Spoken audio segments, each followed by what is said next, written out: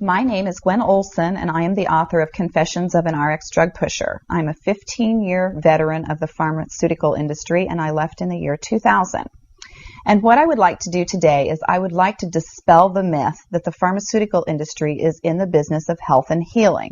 Because in fact, what the pharmaceutical industry is in the business of doing is disease maintenance and symptoms management. They are not in the business to cure cancer, to cure Alzheimer's, to cure heart disease, because if they were, they would be in the business of putting themselves out of business, and that in fact doesn't make sense. I don't want people thinking that I am a conspiracy theorist, because in fact there is no theory behind what I'm telling you. It's all provable. And what I'm saying is provable is that the pharmaceutical industry doesn't want to cure people. You need to understand, specifically when we're talking about psychiatric drugs in particular, that these are drugs that encourage people to remain customers of the pharmaceutical industry. In fact, you will be told if you're given a drug such as an anxiolytic or an antidepressant or an antipsychotic drug that you may be on the drug for the rest of your life. And very frequently people find that they are on the drugs for a very long period of time, if not permanently, because they're almost impossible to get off of. Some of them can have very serious withdrawal symptoms, and most of them can have extremely serious withdrawal symptoms if they're stopped cold turkey, but some people even experience withdrawal symptoms when they try to titrate or they try to eliminate the drug little by little, day after day.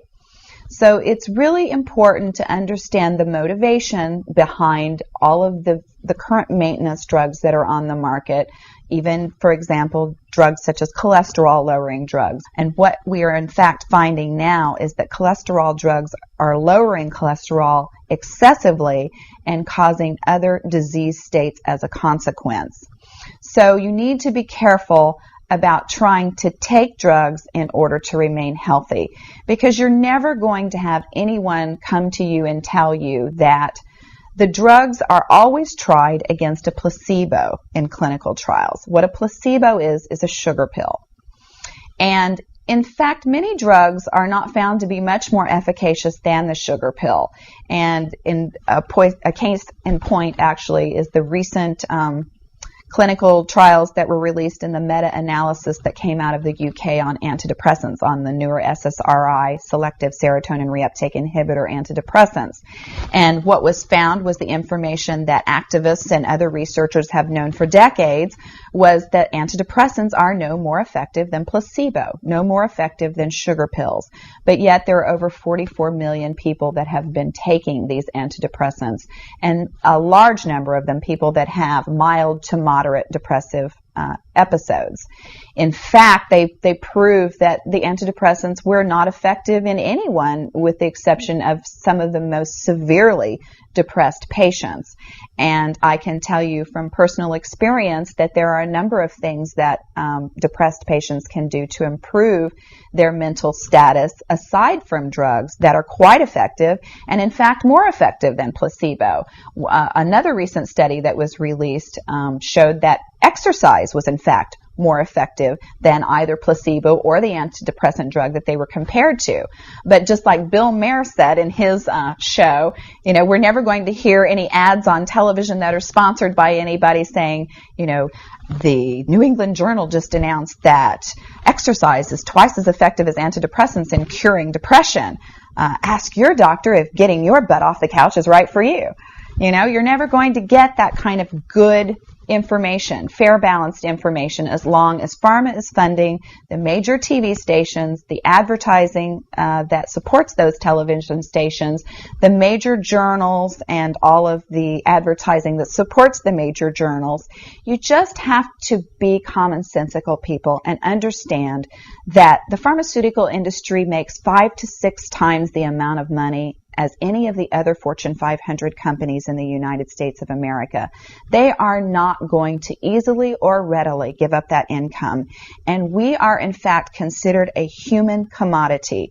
Our loved ones, our children, our elderly are considered cash cows that are preyed upon by pharmaceutical reps such as myself, who are encouraged to go in and build market shares without thinking about the consequences to patients, without knowing the misinformation that they are distributing, without being aware that the clinical data has been contrived, or that the patient populations have been cherry-picked, or that the side effects have been minimized and reported in such a manner that it doesn't present the information correctly.